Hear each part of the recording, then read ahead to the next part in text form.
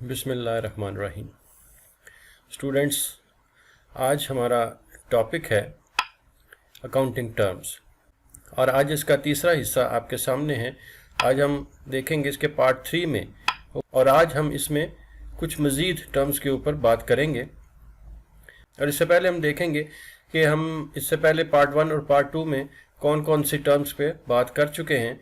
तो इसमें सबसे पहले हमने बात की थी बिजनेस पे, प्रोप्राइटर, कैपिटल और owners equity, transaction, account, accounting, accounting cycle, accounting period, voucher, cash memo, invoice और bill, book keeping, entry, journal, laser, balance, trial balance, goods और merchandise, purchases, purchases return, return outward और sales या turnover.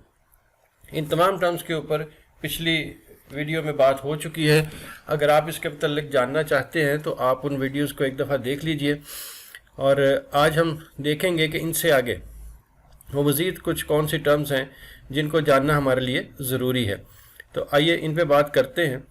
तो सबसे पहले जो हमारे पास term है वो है सेल्स रिटर्न और रिटर्न इनवर्ड्स। ये क्या चीज़ है?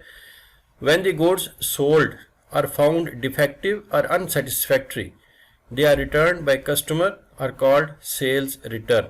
यानी जब कारोबार का कोई ग्राहक खरीदी हुई चीज़ें किसी ख़ास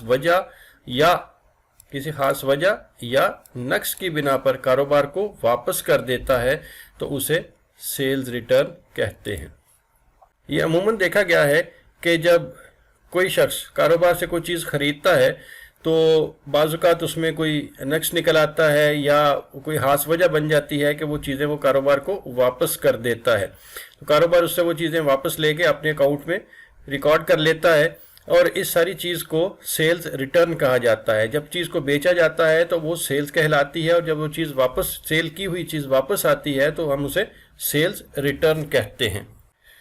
इसके बाद हमारे सामने आता है एक्सपेंसेस, अखराजात, खर्चे। All those payments which are made to earn the revenue and to achieve the objectives of business are called expenses. For example salaries paid, rent paid etcetera. यानी ऐसे अखराजात या वो खर्चा जिसका फ़ायदा उठाया जा चुका हो उसे खर्च कहते हैं।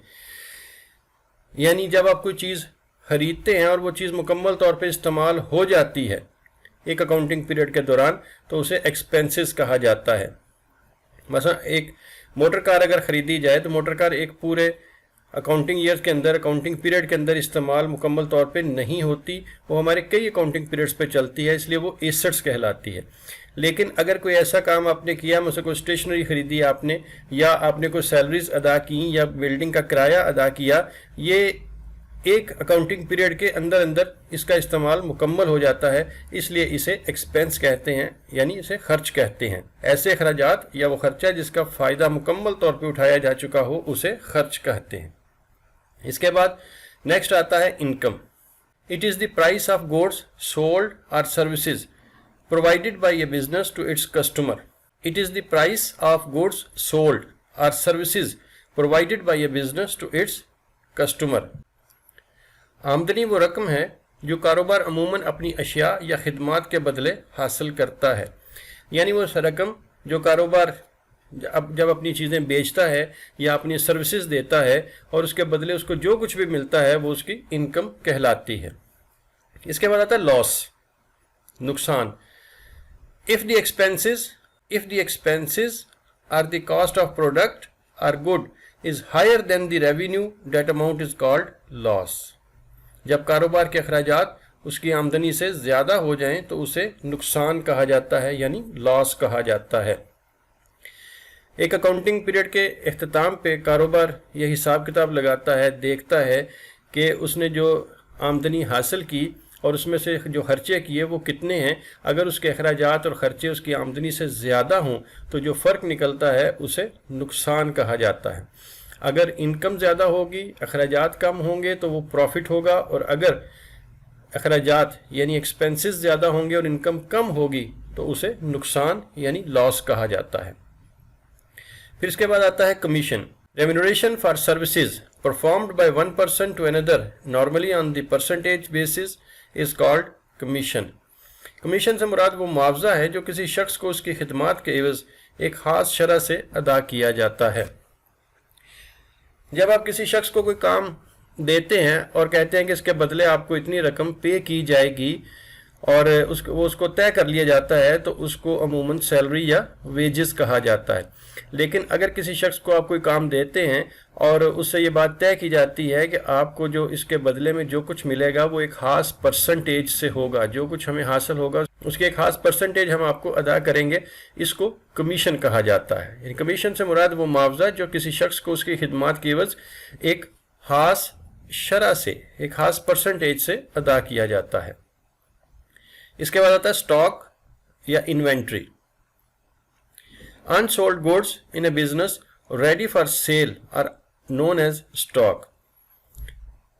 وہ مال تجارت جو کاروبار کے پاس تیار حالت میں فروخت کے لیے موجود ہوتا ہے اسے اسٹاک یا ذخیرہ کہتے ہیں۔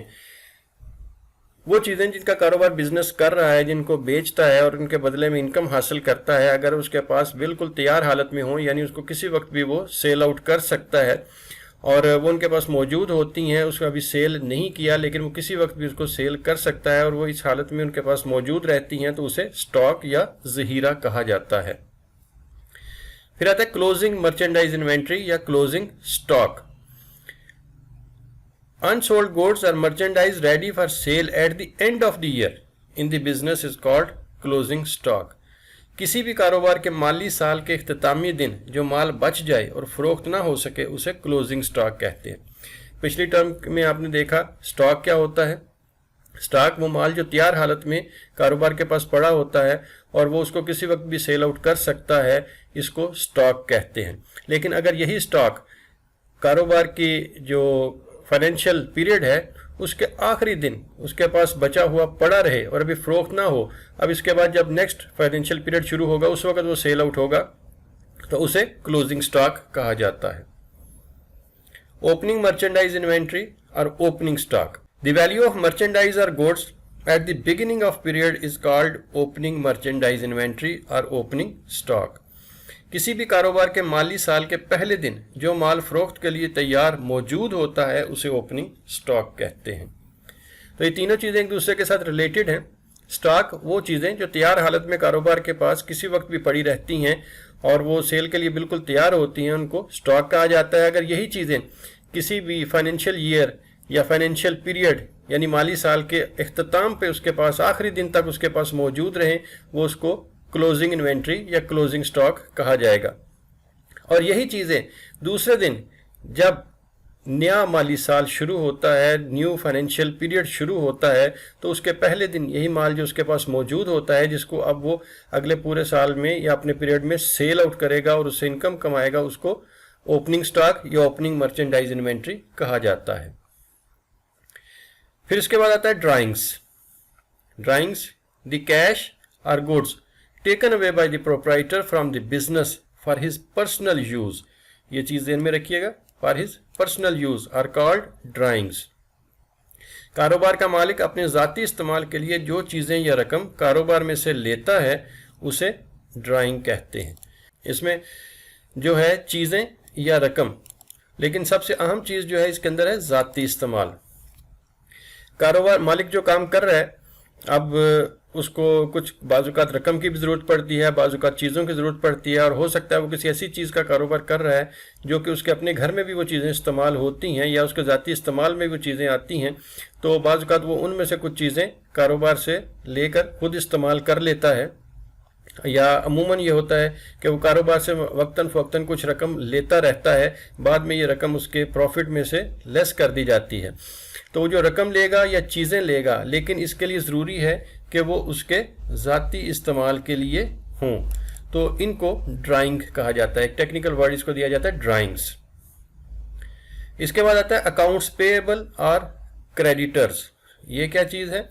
A person from whom business purchase goods on credit is called its creditors.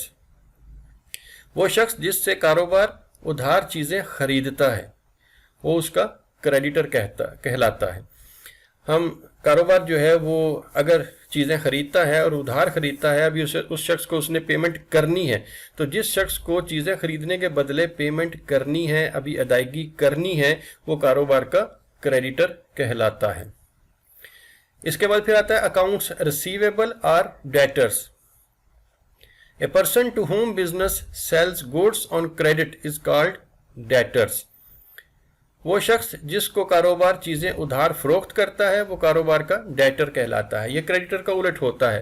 Creditor वो शख्स है जिससे कारोबार चीज़ें खरीदता है और अभी उसने कारोबार ने उसको पेमेंट करनी है, लेकिन डेटर वो शख्स है जिसको कारोबार ने चीज़ें बेची हैं और अब कारोबार ने उससे पैसे वसूल करने हैं, अभी वसूल करने हैं, वो कारोबार का डेटर कहलाता है।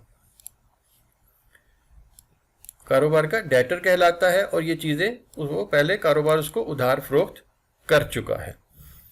तो ये कुछ टर्म्स थी। अब मज़ीद कुछ टर्म्स अभी बाकी हैं, इंशाल्लाह नेक्स्ट वीडियो में उन पर बात करेंगे।